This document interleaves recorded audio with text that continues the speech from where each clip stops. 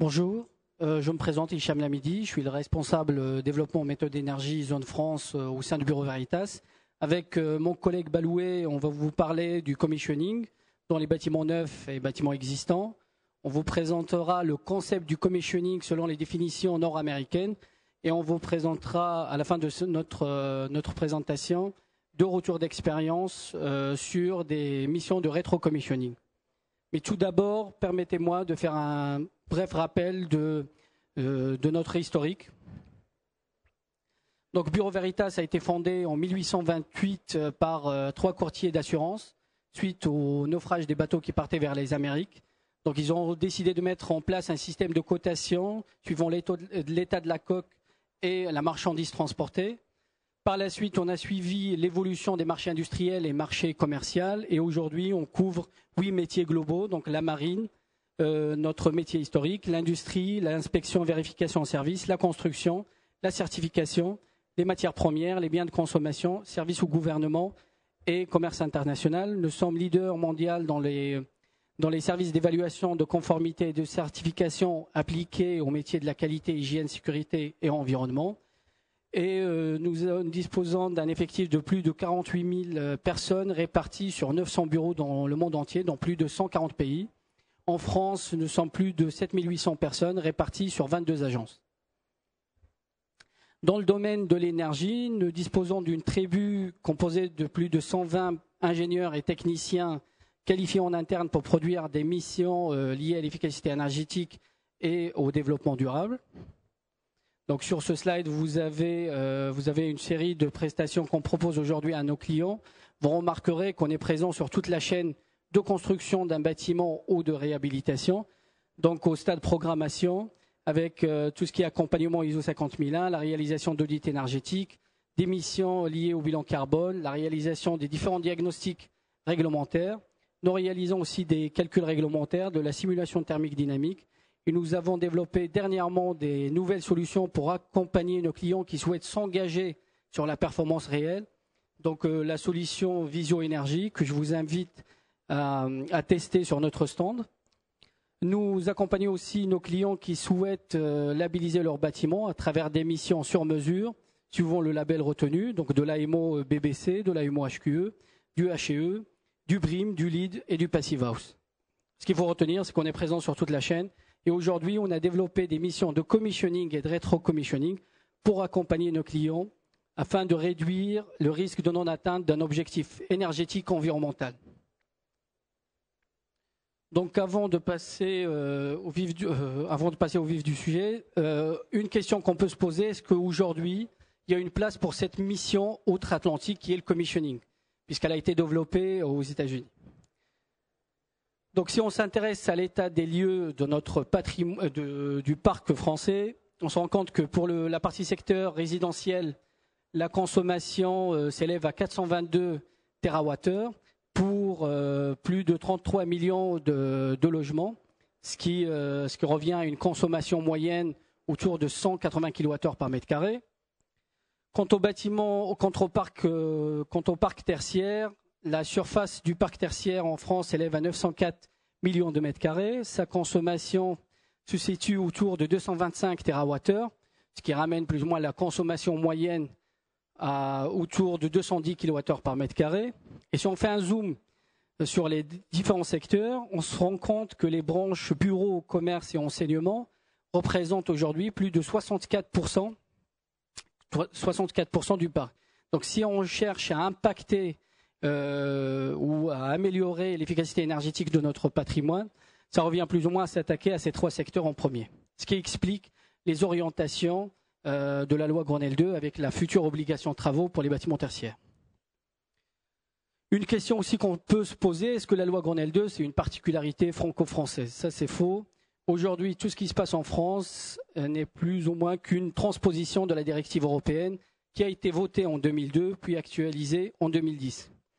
La directive, les premiers objectifs de cette directive en 2002 visaient l'harmonisation des méthodes réglementaires, que ce soit pour les bâtiments neufs et bâtiments existants, la mise en place du fameux DPE, donc le diagnostic de performance énergétique, des études de faisabilité, Et en 2010, la Commission européenne a revu ses objectifs et elle vise aujourd'hui la généralisation de ce qu'on appelle les Zero Building Energy au niveau européen à l'échéance 2020.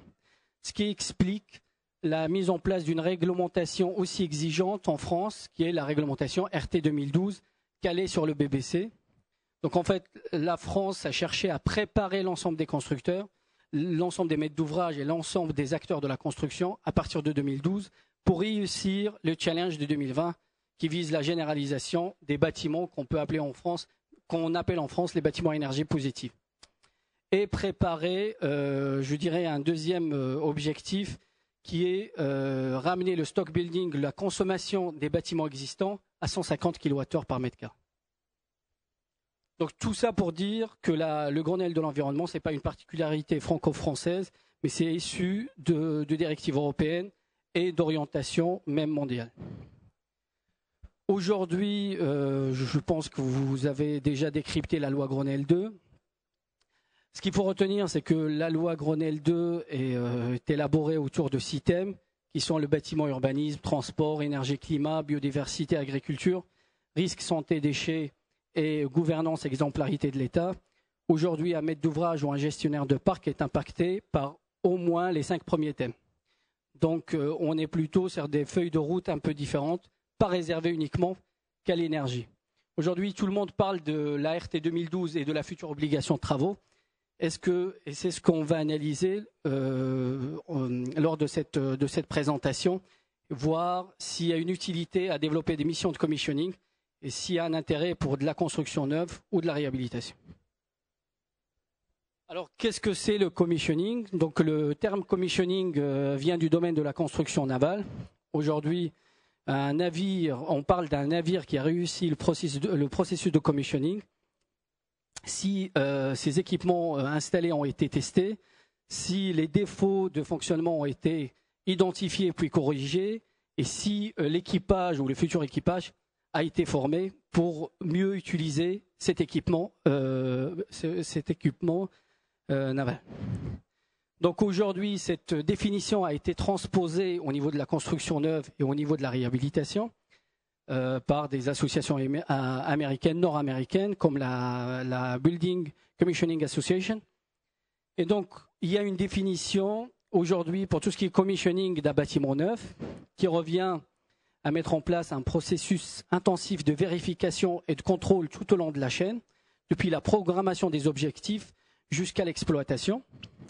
Et on parle dans ce cas de commissioning. Au niveau des bâtiments existants, on ne parle pas de commissioning, mais on parle plutôt de rétro-commissioning pour les bâtiments qui n'ont pas subi de commissioning initial. Le rétro-commissioning, pour faire simple, c'est l'optimisation, ça revient plus ou moins à optimiser le fonctionnement des installations existantes et à chercher des économies d'énergie comprises entre 5 et 15%, sans aucun investissement. Revenons à l'intérêt du commissioning, intéressons-nous à l'intérêt du commissioning, par exemple, pour des projets RT 2012. Comme vous le savez, on a un grand savoir-faire avec les réglementations thermiques en France, puisque la première date de 1974. Néanmoins, aujourd'hui, la réglementation a pris une nouvelle tournure avec la mise en place d'une nouvelle exigence autour du 50 kWh par mètre carré, puisqu'auparavant, on ne parlait pas de seuil, on parlait plutôt de consommation projet inférieure à la consommation référentielle. Aujourd'hui, on parle d'un seuil autour de 50 kWh par mètre carré. On parle d'une exigence liée à la conception bioclimatique, chose qui n'existait pas auparavant. On parle d'une série d'attestations et de mesures de perméabilité à l'air, chose qui n'existait pas auparavant. Donc si on analyse uniquement les exigences purement réglementaires, on se rend compte qu'il y a un besoin pour la mise en place ou l'intégration d'une mission de commissioning pour réussir le projet. Puisque le premier critère lié au commissioning de l'enveloppe est la réussite de la conception bioclimatique qui est évaluée à travers le fameux coefficient BBio. La deuxième, c'est une évaluation, même si ça reste une évaluation intrinsèque, c'est l'évaluation de la consommation théorique par calcul. Une partie, donc la troisième partie, elle est liée à la mesure d'infiltrométrie, donc c'est commissioning encore enveloppe, orienté vérification de la mise en œuvre, puisque la mesure de perméabilité nous indique ou nous informe sur la qualité d'exécution des travaux. Et la dernière, c'est un engagement des différentes parties qui réalisent les travaux à travers la fourniture des attestations. Donc déjà au niveau réglementaire, on se rend compte que le ministère a introduit quelques éléments d'une mission de commissioning, mais ça reste incomplet pour parler de mission de commissioning complète. On rajoute à cela le manque de savoir-faire sur le marché français, puisque tout le monde parle du BBC et tout le monde fait la confusion BBC-RT 2012 en disant la RT 2012 n'est plus ou moins qu'un bâtiment BBC, et ça c'est faux. Le 50 kWh par mètre carré n'était pas appliqué aux bâtiments tertiaires labellisés BBC. Le BBC en France ne date que de 2008. Il y a très peu de savoir-faire sur le marché, que ce soit côté maîtrise d'œuvre ou côté entreprise.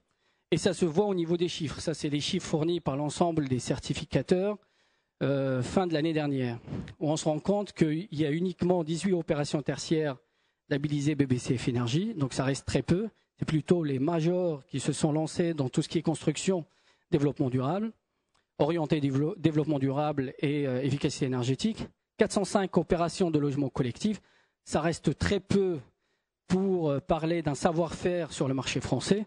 Donc, avec ce complément, on se rend compte qu'il y a un vrai besoin pour contrôler, pour vérifier tout au long d'un chantier la réussite d'une opération de construction. Alors au niveau des demandes, c'est exponentiel depuis la création du label, mais quand on regarde, quand on s'intéresse à la partie concrète, on se rend compte qu'il y a très peu d'opérations. Donc ça, c'est pour la partie commissioning. Intéressons-nous à la partie rétro-commissioning.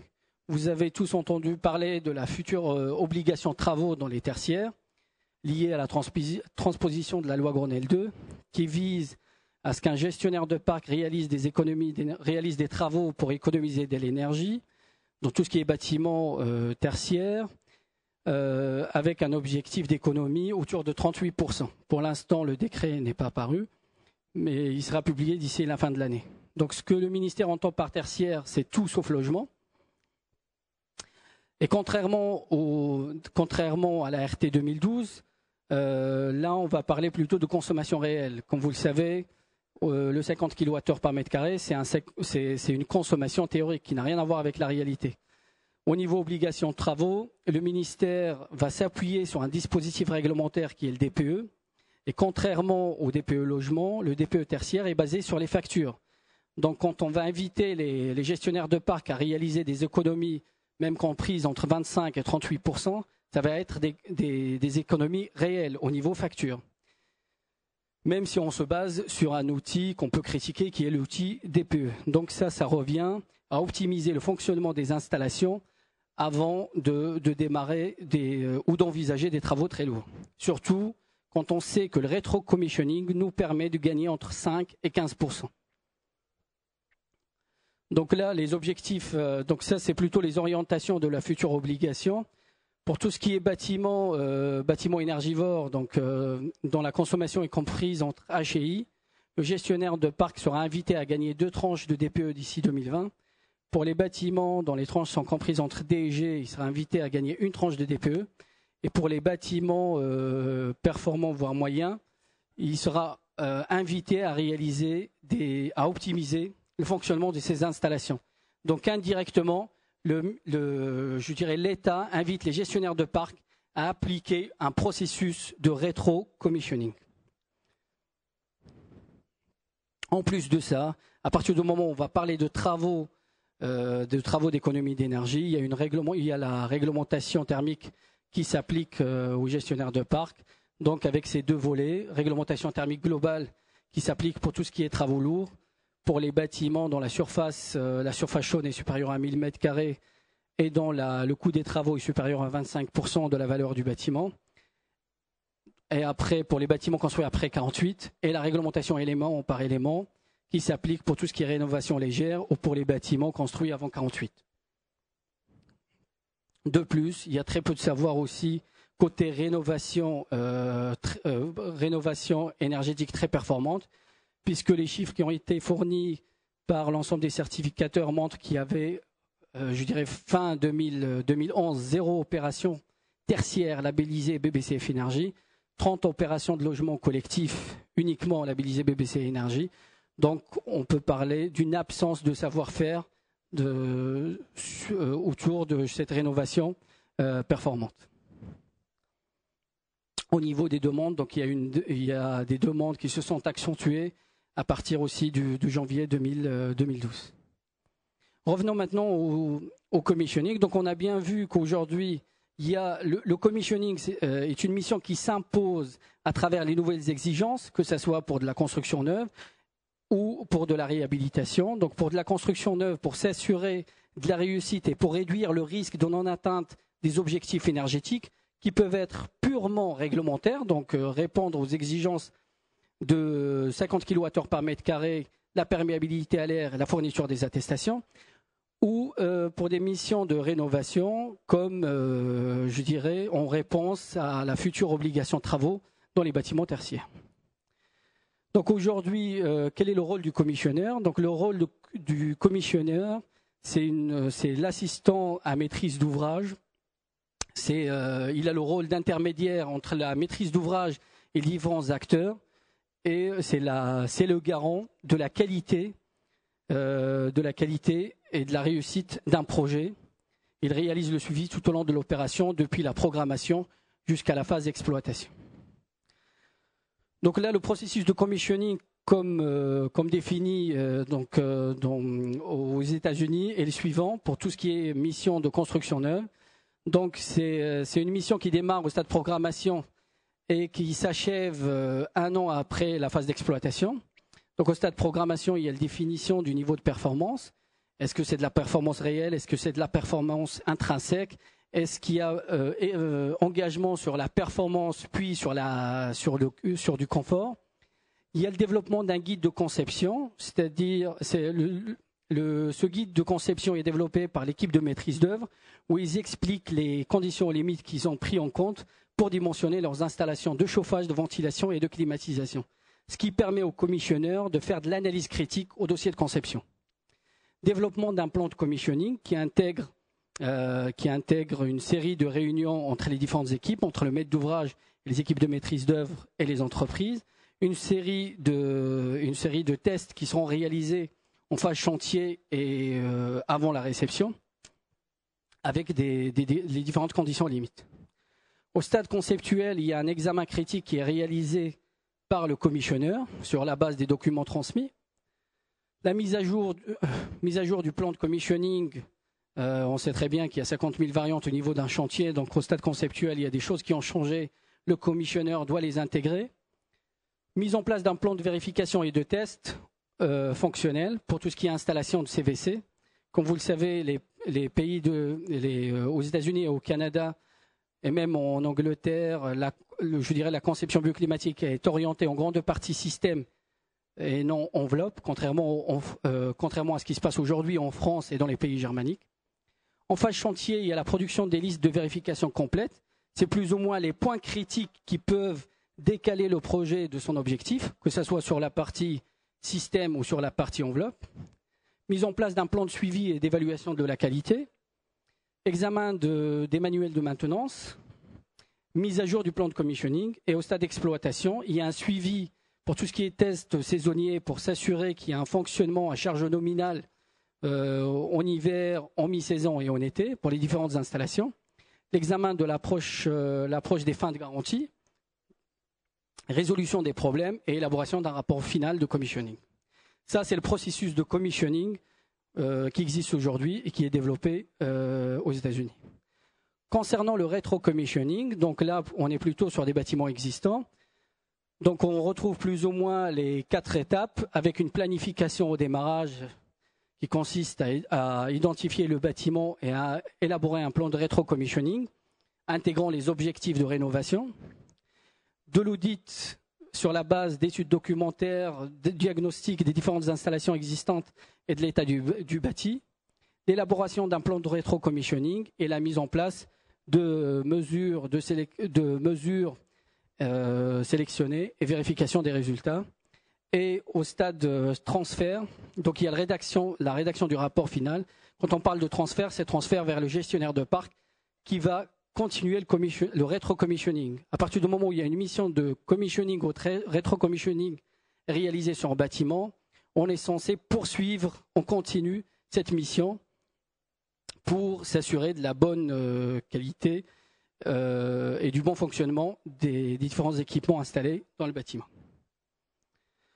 Cette mission est généralement accompagnée par l'intégration d'un système de suivi et de mesure et du protocole de vérification IPMVP qui permet de vérifier les économies d'énergie, les niveaux d'économie d'énergie atteints et de corriger la consommation de référence, notamment quand il y a engagement sur la performance réelle, type CPE, ou construction de bâtiments à énergie positive.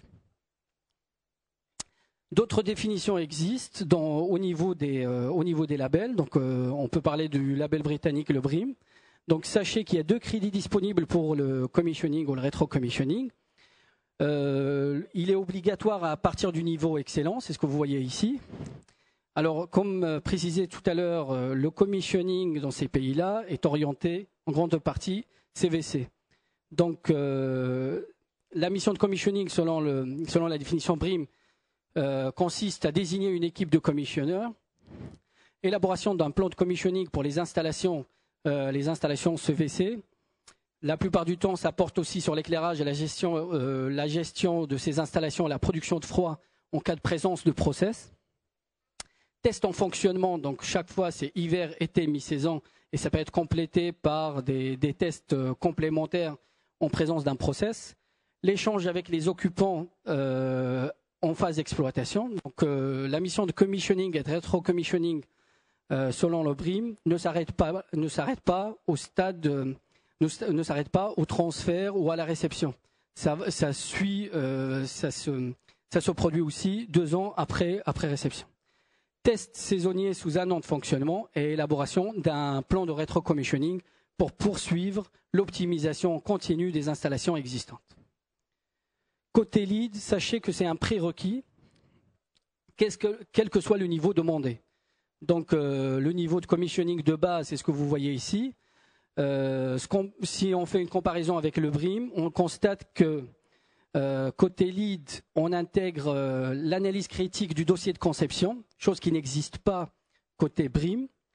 Et la partie vérification saisonnier, elle est réservée à ce qu'on appelle enhanced commissioning. Donc c'est du commissioning poussé ou amélioré. Aujourd'hui, pour accompagner nos clients sur le plan sur le plan purement réglementaire, on a élaboré une mission qu'on a baptisée BBC Assistance pour bâtiments basse consommation. Donc c'est une mission de commissioning spécifique au projet RT 2012 ou au projet RT existant.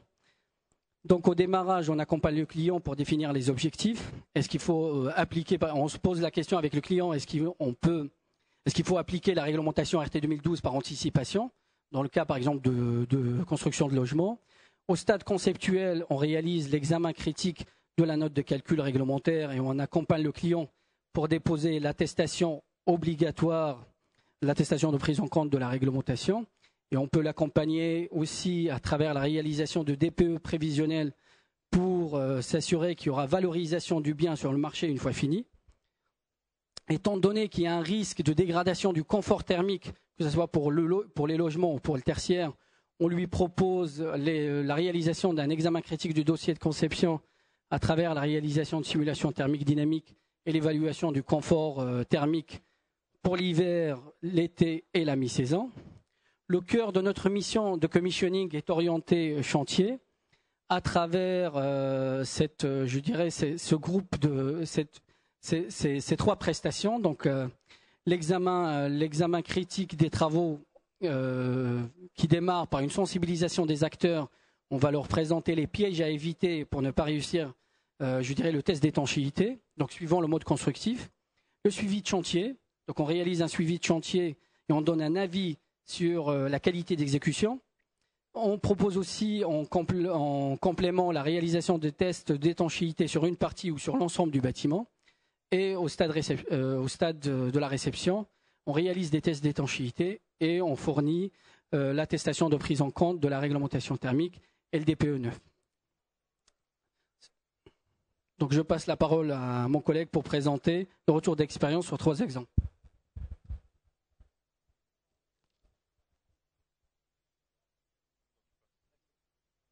Bonjour, Philippe Baloué. Donc je travaille au Bureau Veritas au service énergie depuis longtemps. Aussi bien sous l'aspect essai de performance de machines thermiques, tout ce qui concerne les essais, et tous les outils permettant d'analyser et d'en tirer des conclusions sur le suivi des performances et de la consommation énergétique des bâtiments. Avant de vous présenter quelques exemples concernant le commissioning, enfin, je vais vous présenter, le temps est relativement court, j'aimerais quand même vous faire une petite reformulation de qu'est-ce que le commissioning, puisque c'est toujours intéressant d'aborder le sujet de différentes façons. Donc, qu'est-ce que le commissioning? Mon collègue vous en a parlé très précisément concernant le contexte réglementaire. Donc, quelles sont les obligations qui poussent cette mission? Mais cette mission, en dehors du contexte réglementaire, est une mission extrêmement intéressante en termes de gains, en termes de bon sens. Alors, je vais tenter en quelques mots de reformuler ce qui, à mon sens, est le commissioning. Le commissioning, c'est quoi? C'est déjà essayer de comprendre comment devrait fonctionner l'installation.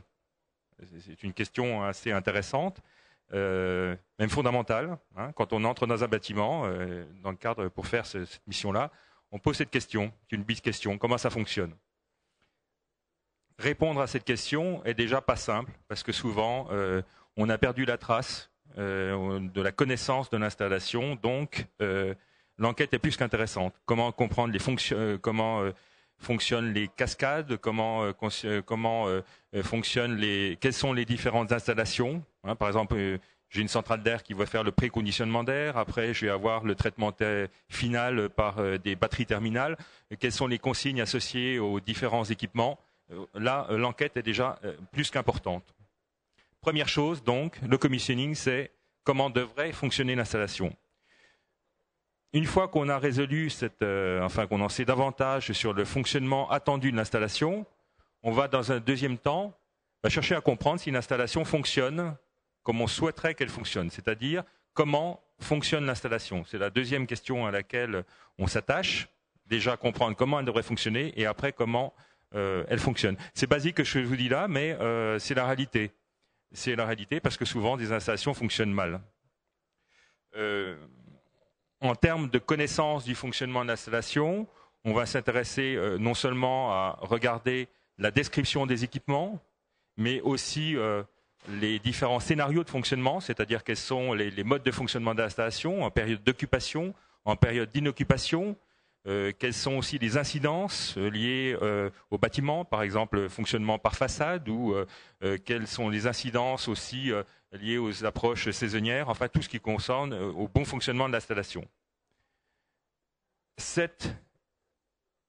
Oui. Bon.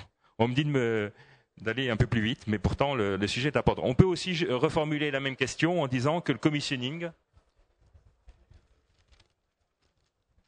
c'est finalement réaliser une réception de l'installation qui n'a pas été réalisée, quelquefois, même assez souvent. Là, j'insiste sur ce retour d'expérience. Les installations sont peu réceptionnées, c'est-à-dire qu'on réceptionne les équipements, mais on ne réceptionne pas franchement le bon fonctionnement de l'installation.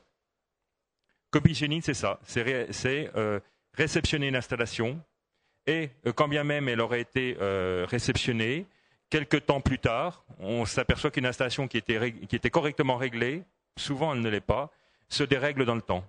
Donc le commissioning, c'est de nouveau réceptionner l'installation sur une installation qui n'est plus réglée. Cette définition est simple, mais elle permet de comprendre pourquoi facilement, rapidement, on trouve énormément de choses qui ne vont pas avec un temps de retour, un gain, retour sur investissement très très important. Ce type de mission qui est liée au bon sens est extrêmement intéressante, quand bien même elle ne serait pas soutenue par l'aspect réglementaire.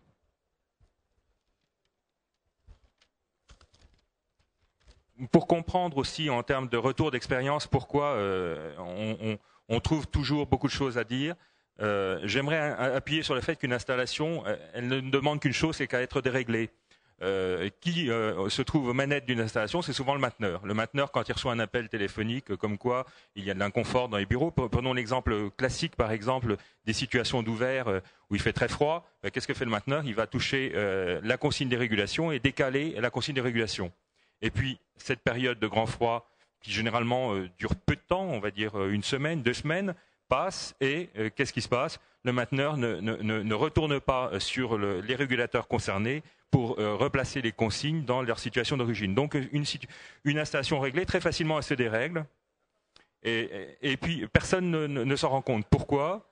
Parce que tout le monde est content. La température d'ambiance est correcte, sauf que le chauffage redémarre beaucoup plus tôt par rapport à ce qui est prévu. Et si ce n'est pas ce problème-là, le problème classiquement rencontré, qui est celui du non-passage des ralenteries, ça ne dérange personne. Pourquoi ça ne dérange personne?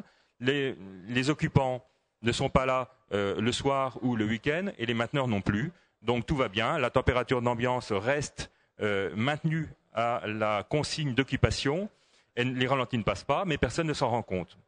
Ça, c'est une des missions principales du commissioning, c'est-à-dire voir pourquoi l'installation est déréglée, voir pourquoi les ralentis ne passent pas. Donc j'insiste sur cette expérience que l'on a, ce retour d'expérience, comme quoi la plupart du temps, les installations ne sont pas réglées, ne sont plus, et on a pratiquement toujours beaucoup de choses à revoir en termes de retour à une situation normale. J'insisterai aussi, avant de passer sur un exemple, sur une question de bon sens. Une installation, c'est quoi? C'est un générateur, donc un système de production, une distribution et des systèmes émetteurs de chaleur. Souvent, on est omnibulé par la notion de performance en termes de rendement. Donc on va regarder le rendement du générateur.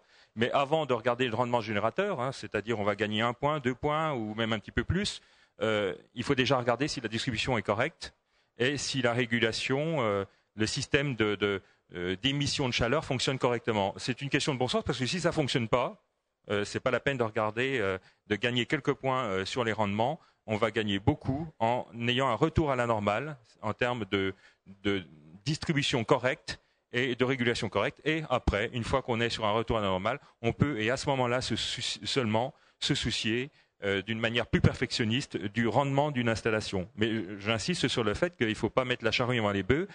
Déjà, avoir un bâtiment ou un système qui fonctionne correctement et après seulement se soucier des performances du générateur. Donc la mission de commissioning, c'est déjà regarder que ça fonctionne correctement, aussi bien vis-à-vis de la distribution que vis-à-vis de la régulation. Distribution, il y a aussi souvent beaucoup de choses à dire. Je vous montrerai un exemple comme quoi, souvent en climatisation, les réseaux sont complètement déséquilibrés, c'est-à-dire les vannes de réglage ne sont plus du tout sur les valeurs nominales de réglage des débits. De tout ce qui est système à eau chaude, les radiateurs en bouée, enfin ça c'est classique. Alors je vais passer aux exemples, juste un petit mot avant, pour vous dire que nous, pour faire ce genre de choses, on s'aide aussi d'outils. Alors on pourra vous montrer à notre stand un outil qui s'appelle Visio Énergie. Il y a plein d'outils, pourquoi celui-là plutôt qu'un autre? Parce qu'on a l'habitude de travailler avec celui-là, ça peut être un autre outil. Mais j'insiste sur l'importance du fait que pour pouvoir tirer des conclusions, il faut pouvoir visualiser les énergies. Si on ne les visualise pas, si on les mesure pas, on n'y visualise pas. Donc on est obligé quand même un minimum de mesurer, visualiser pour voir ce qui ne va pas. On a développé un outil qui s'appelle Visio Énergie. L'idée, c'est par rapport aux missions classiques d'audit énergétique de ne pas faire quelque chose one shot. C'est-à-dire, on vient, on fait un audit énergétique, voilà, commissioning ou autre, et puis après, quand on s'en va, tout s'écroule. C'est-à-dire que l'effort qui a été fait va de nouveau être dissipé et de nouveau tout se dérègle. L'idée qu'on a par la mise en place d'un outil permanent de suivi des consommations, c'est de maintenir un suivi sur les consommations pour éviter qu'on retourne à une situation anormale. Donc, Visio Énergie, c'est avant tout quelque chose qui permet de permettre un maintien du suivi qui va immédiatement avoir un effet d'ailleurs sur le comportement. À partir du moment où on maintient la pression en disant voilà, si vous consommez plus, eh bien ça se voit sur des écrans. Le comportement va être modifié et on va avoir un gain immédiat comportemental. Donc ça, c'est facile à obtenir. Et puis après, on va en tirer deux types de conclusions. Alors rapidement quand même, sur les points bruts, on va tout de suite regarder si par exemple la température d'ambiance diminue en période d'inoccupation, visualiser donc le passage des ralentis et aussi la recherche d'étalons. Un petit mot encore, et puis après je passe sur les exemples. Bien réguler, c'est quoi? C'est pour vous expliquer comment nous on conçoit le commissioning, puisque je vous ai dit que c'est essentiellement l'approche bon fonctionnement en termes de régulation et distribution. Eh bien réguler, c'est non seulement un appareil qui maintient les conditions, les consignes attendues pendant la période d'occupation du personnel, mais c'est surtout l'aptitude du régulateur à passer les ralentis. Alors je le répète, bien réguler, c'est l'aptitude du système à passer les ralentis. Et quand on approche de manière aussi simple, eh bien on voit beaucoup de choses qui ne fonctionnent pas parce que les ralentis passent mal, ou quand bien même ils passeraient, ils ne sont pas bien maintenus. Et là, il y a une économie énorme à la clé quand on regarde ce genre de choses. Pour finir, vis-à-vis de l'outil qui est mis en place, et puis je passe exemple. On veut quand même se donner les moyens de rendre les choses comparables. C'est-à-dire qu'une consommation de chauffage, si on ne la décorrèle pas des conditions climatiques et des périodes d'occupation, on ne peut pas comparer le chauffage d'une année sur l'autre et on ne peut pas pas du tout non plus faire une comparaison intersites. Donc notre outil se donne les moyens de rendre les choses comparables, aussi bien vis-à-vis de la décorrection des conditions, par exemple, climatiques en termes de chauffage. Et cet outil aussi nous donne les moyens d'établir des ratios permettant de déclencher des alarmes. Parce qu'en fait, quand on fait du commissioning et après qu'on a mis en place un outil, qu'est-ce qui compte pour vous? C'est que si la situation se dérègle, que l'on puisse déclencher des alarmes. Alors ça, c'est pas un mince sujet, c'est un sujet quand même important. Ça veut dire qu'il faut pouvoir déterminer quels sont les ratios parlants, les ratios adaptés. C'est un sujet compliqué pour pouvoir positionner les seuils corrects qui font qu'au-delà du seuil, on déclenche une alarme. Voilà, cette petite introduction, avant de vous parler de quelques exemples concrets sur... mon collègue va passer les exemples. Donc l'exemple 1 concerne un bâtiment pratiquement bâtiment neuf, voilà, d'une surface importante, qui donne l'impression de bien fonctionner. Tout le monde est content, tout va bien, il n'y a pas de plainte particulière. Tiens, vas-y, passe, puisque c'est plutôt... continue encore. Vas-y, je vais aller directement sur la courbe.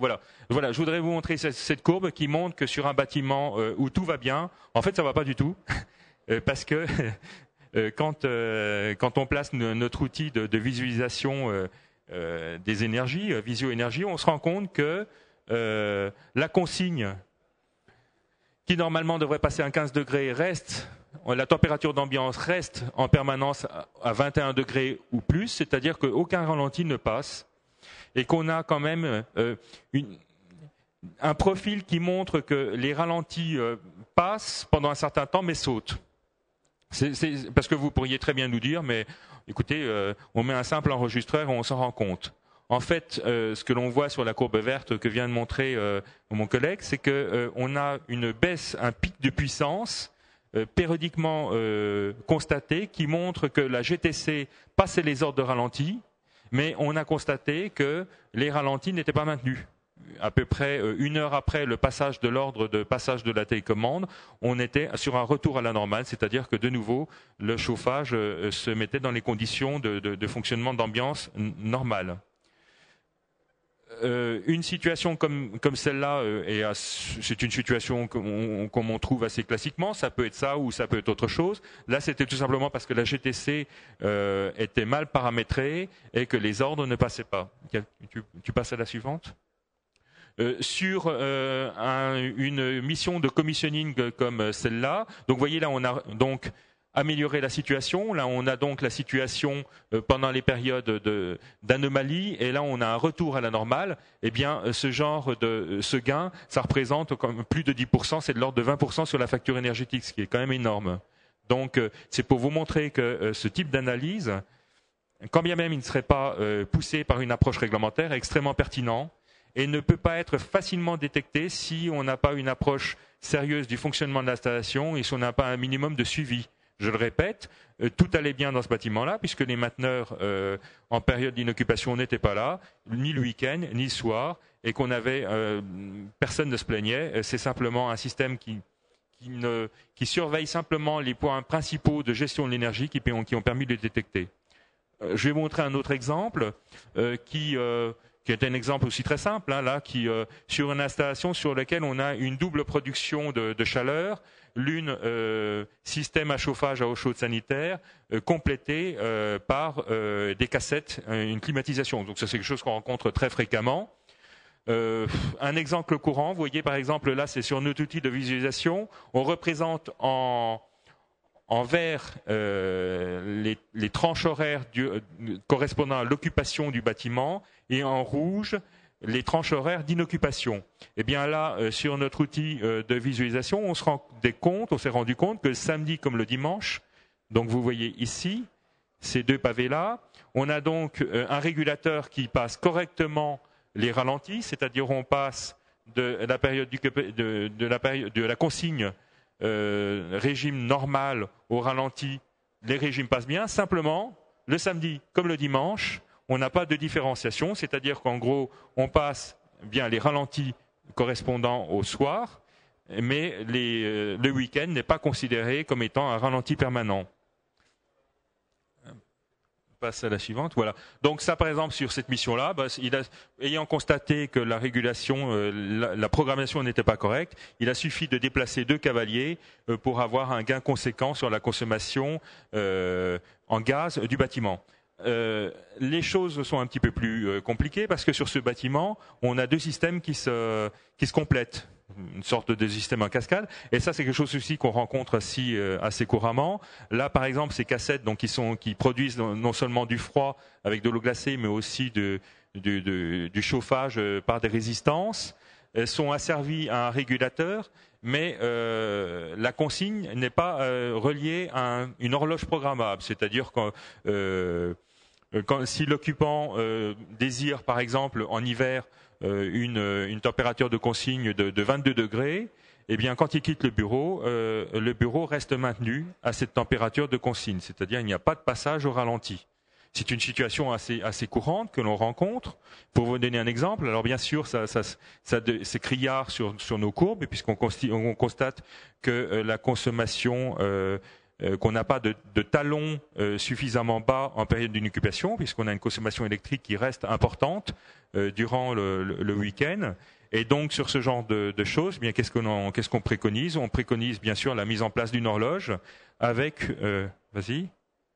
Voilà, par exemple, la mise en place d'une horloge assez simple, mais qui prend en compte tous les jours vérifiés, c'est pas coûteux du tout, avec une étude à la clé qui permet de voir tout le matériel qu'il faut prévoir, puisqu'une horloge elle doit être protégée, elle doit bien sûr agir sur des contacteurs de puissance, il y a des protections à mettre en place, mais comme on est bureau de contrôle, ça ne nous pose pas de problème pour donner des préconisations sur l'équipement complet à mettre en place. Un autre exemple que je peux vous montrer là pour finir, mais il y en aurait beaucoup, c'est le problème de l'équilibrage, parce que souvent on pense régulation, on pense moins équilibrage. Alors ça, c'est un problème qu'on a partout, hein, l'équilibrage, que ce soit dans l'industrie, que ce soit dans le bâtiment. Quand on a des bouteilles casse-pression, elles travaillent souvent dans le mauvais sens. Hein.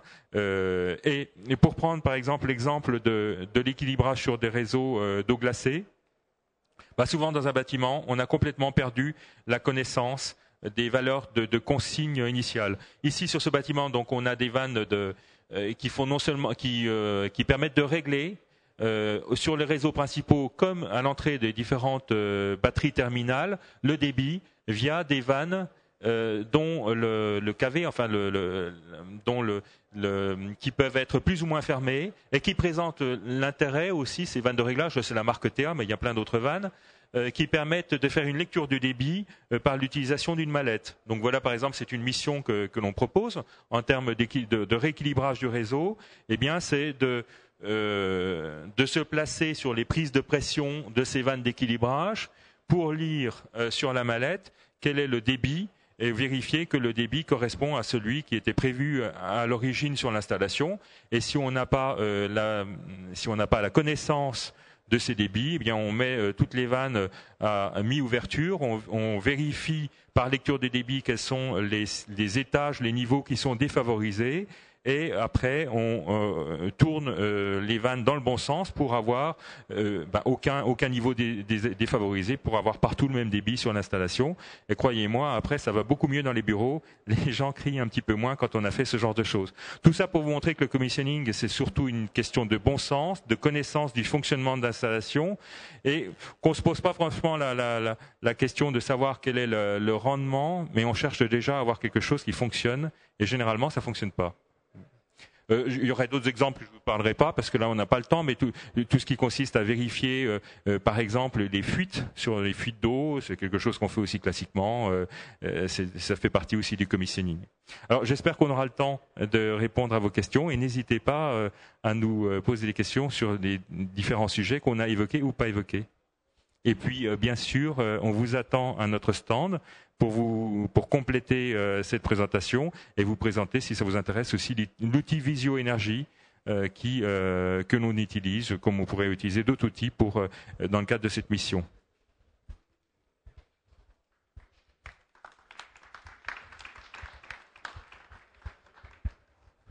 Si vous avez des questions...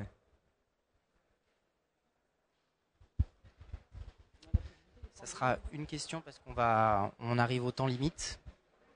Est-ce que je prends une dernière question?